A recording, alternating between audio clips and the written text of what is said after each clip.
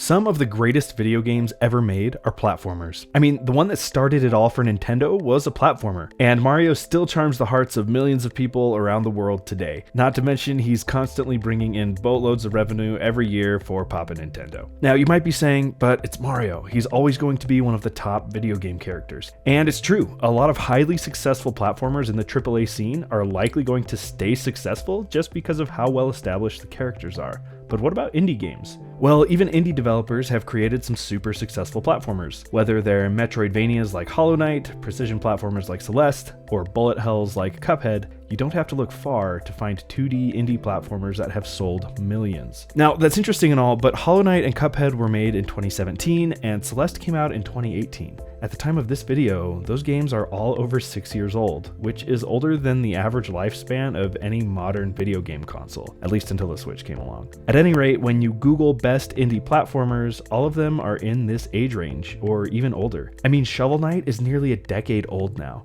So that begs a question, is the golden age of indie platformers over? Well, I sure hope not. My team and I are currently making a 2D indie platformer called Tethergeist, check it out in the description below, and if indie platformers are dying, I'm not really placing my bets on the right horse. So my goal for this video is to explore that question in more detail, looking specifically at 2D platformers. What is the current state of the genre for the indie dev scene, and is this genre losing steam?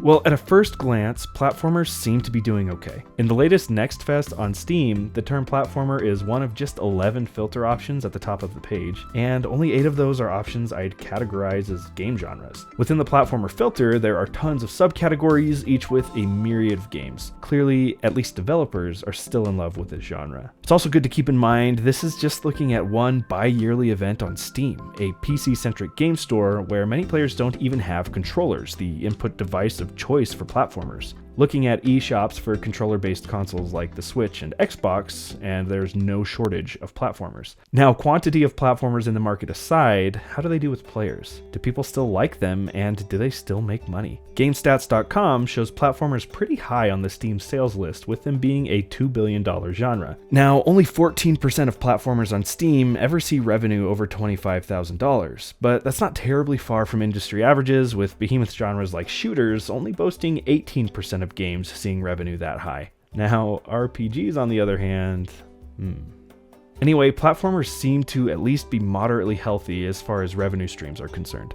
Now, in the beginning of this video, I pointed out that some of the most successful platformers came from over 6 years ago. So has interest died down over time? I think the answer to that is actually no. Looking at Google search trends, the term platform game has actually grown pretty significantly in recent years. Even funnier, the topic of platformer as a game genre hits its all-time low since 2007 in August of 2018, the year that Celeste came out. Interest in the topic, at least as a Google search term, is significantly higher today than it was during that golden age of indie platformers. It's possible those games are actually part of why interest has grown over time, and we have them to thank for not only keeping this genre alive, but also allowing it to blossom into a broad-reaching and undying staple of the indie gaming scene as a whole. Now, I've heard a lot of people argue that platformers aren't a great choice for indie developers looking to make a commercially viable game. They argue that the genre is too easy to make, it's too saturated, and that it's too catered to kids, that it doesn't reach an older audience. And sure, they are pretty easy to make, but not if you want a true masterpiece like Ori and the Blind Forest or Celeste. Getting a game to play and feel just right with a compelling story takes thousands of hours to develop.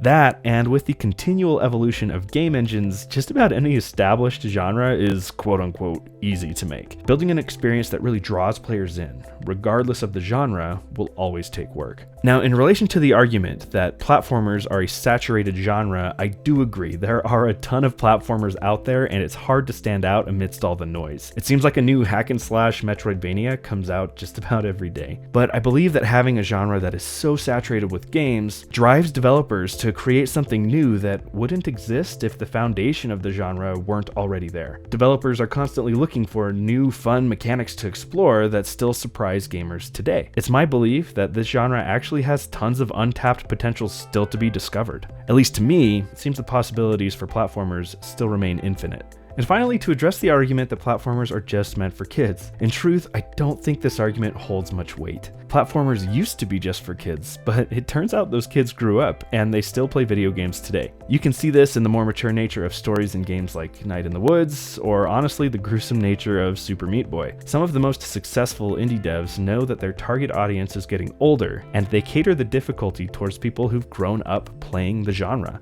And for what it's worth, over 90% of the viewers of our YouTube channel are adults. And all of the content, at least up until this point, has been about platformers, mostly about the platformer we're making. So in fine, I think platformers are alive and well. There are tons of new platformers coming to the market every day, and despite it being a bit of a saturated genre, developers are constantly finding new and innovative ways to explore it. The revenue streams are still there, and people are still interested in finding new and exciting 2D platformers to play. For these reasons, I'm feeling pretty hopeful about the future of my game. My team and I have put over 2.5 years into Tethergeist so far, making sure its mechanics are exciting, unique, and challenging, yet satisfying. We are nerds for good lore, and we've spent countless hours ensuring our story has a significant amount of depth in its narrative, characters, and fantasy world. If this type of game is something that you think you'd like, please subscribe, join our Discord server, and wishlist Tethergeist on Steam. All of the links you'll need are in the description below. Now, I hope my positive view of 2D platformers isn't misplaced. I'm sure I have some level of bias here since I personally love the genre and I really want my game to succeed. But,